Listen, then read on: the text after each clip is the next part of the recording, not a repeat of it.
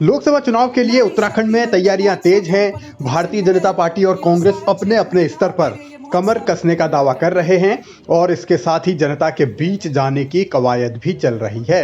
अब प्रधानमंत्री नरेंद्र मोदी की भी 3 से 5 सभाएं कराने का दावा बीजेपी कर रही है। जल्द ही नरेंद्र मोदी उत्तराखंड में चुनावी रैलियां करेंगे। इसके लिए बीजेपी आलाकमान से बात कर रही है। देखिए, अभी हमने प्रधानमंत्री से आग्रह किया कि हमारी 5 लोग एक लोकसभा की रैली तो हमारी हो चुकी है।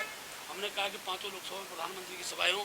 प्रधानमंत्री ने हमने अपने राष्ट्रीय नेतृत्व से अनेकों सभाएं मांगी है और लोकसभा चुनाव से पूर्व एक भगवामय वातावरण बन जाए, भाजपा कमल हर घर में खिल जाए, हर परिवार से मतदाता निकलकर मोदी जी को प्रचंड मतदान देने में अपनी सहभागिता है, उसके सारे कार्यक्रम हम आगामी दिनों में करने वाले हैं।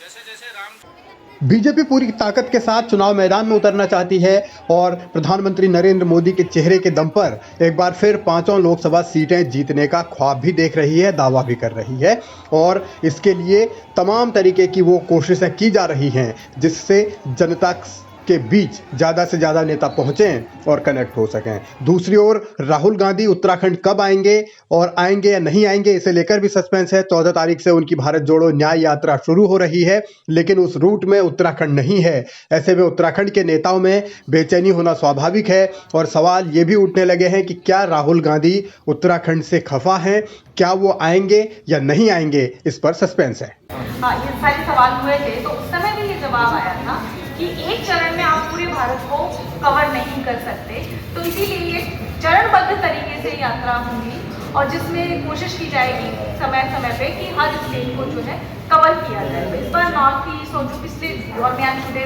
बहुत सारे स्टेट्स हैं उनको कवर करने की कोशिश हुई है और आगे जो चरणबद्ध तरीके से अगर यात्रा निकालने की बात राहुल जी कर रहे हैं तो मुझे पूरा विश्वास है कि उत्तराखंड का भी नंबर है। प्रधानमंत्री की रैलियों की तैयारियां उत्तराखंड में चल रही हैं, लेकिन राहुल गांधी की रैलियां कब होंगी इसको लेकर अभी कुछ कहा नहीं जा रहा और ऐसे में अब जब लोकसभा चुनाव नज़दीक हैं तो अपने अपने तरीके से आला कमान या फिर टॉप लीडरशिप को, सीनियर लीडरशिप को बुलाकर राजनीतिक पार्टियां जनता को लुभाना चाहती हैं, उनके बीच अपना विजन, अपनी बातें पहुंचाना चाहती है। लेकिन राम मंदिर का मुद्दा भी हावी है। मैं समझता हूँ किसी ने कोई विरोध नहीं किया है, बनवाए क्यों नहीं। एक मामला डिस्प्यूट में था और उसका अगर हम कहें तो रामलला के मंदिर का ताला खोलने का काम जो है राजीव गांधी जी के समय में हुआ और ये तो न्यायालय का फैसला है।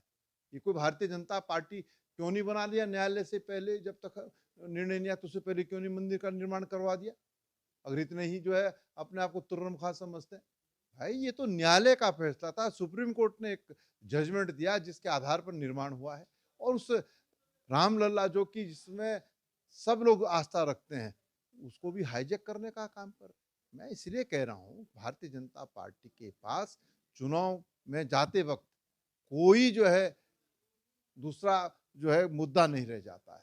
वो अपने उपलब्धियां नहीं गिना सकती कि उन्होंने जब तक सत्ता में रहे क्या इस देश को दिया है। इसीलिए जो समय समय पर आप देख लीजिए जब भी चुनाव होता है तब इस तरह की बात करते हैं। अधूरे राम मंदिर के में जो है मूर्ति की स्थापना करना गर्भगृह में मैं कदापि उचित नहीं, लेकिन 2024 का चुनाव है इसलिए 22 जनवरी को करने का काम कर रहे हैं। लोकसभा चुनाव में राम मंदिर मुद्दा बनेगा, ये स्वाभाविक है और इस मुद्दे को अपने अपने तरीके से भुनाने की कोशिश हो रही है। बीजेपी कह रही है हमने मंदिर बनवाया, तो कांग्रेस कह रही है अधूरे मंदिर में निर्माण के बीच जब मूर्ति स्थापित की जा रही है, जिसका शंकराचार्यों ने भी उस पर सवाल उठाए हैं, तो ऐसा क्यों हो रहा है, चुनावी फायदे के लिए किया जा रहा है, ये सब ऐसा कांग्रेस आरोप लगा रही है।